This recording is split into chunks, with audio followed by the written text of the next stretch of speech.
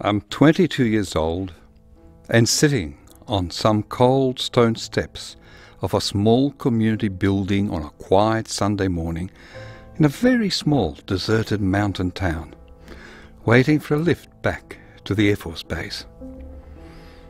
Trying to work out the purpose and value of my life, what I'm worth, if anything. My father left whatever interest in people and life he had back in the frozen Russian forests.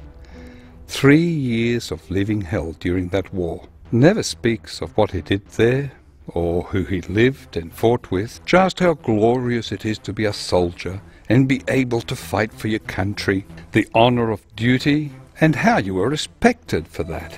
Got medals for it. Escaped death very closely several times. Had a loaded pistol put to his head once, but they let him go. Just shot the other 4 men he got captured with and had him bury them first. Dad was the same age then as I am now. But before the war he used to write poetry, play the violin and accordion, draw, act in plays. Never did any of those after the war. I remember the violin case on top of the wardrobe and the stacks of sketchbooks collecting dust in the bedroom. Don't even remember talking with him or spending time with him, unless I was copping a beating or getting a very military-style dressing down in barracks room language while standing at attention.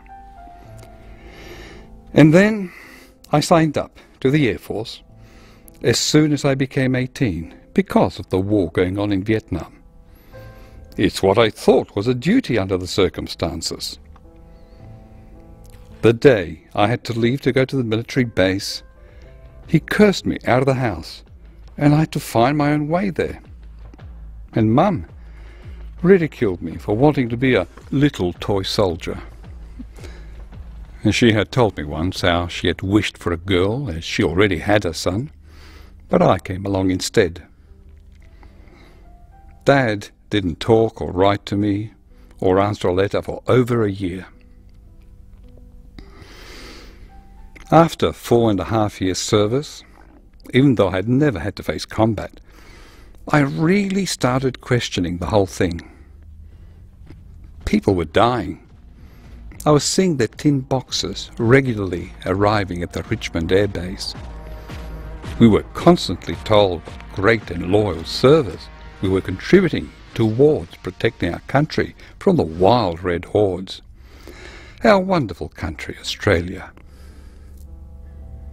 I'm being instructed not to wear my uniform off the base because Australian people dislike us so much. You could get attacked by Aussie civilians for wearing an Aussie military uniform. You get jailed if you try to avoid conscription, but then get beaten up if you obey the law and show up on the street in the uniform they make you wear in the name of your country. Dad never described this kind of situation.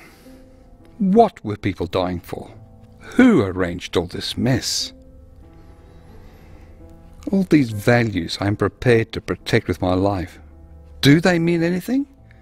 Does my life mean anything? I joined up pretty well fresh out of high school and the SA Institute of Technology. I don't know a thing except what I have been brought up to believe and what I have been trained for in the Air Force. And now, here I sit in this small country town, waiting for my lift. Arms resting on my knees, head so heavy with these thoughts. So quiet, except for a bird or two amongst the trees.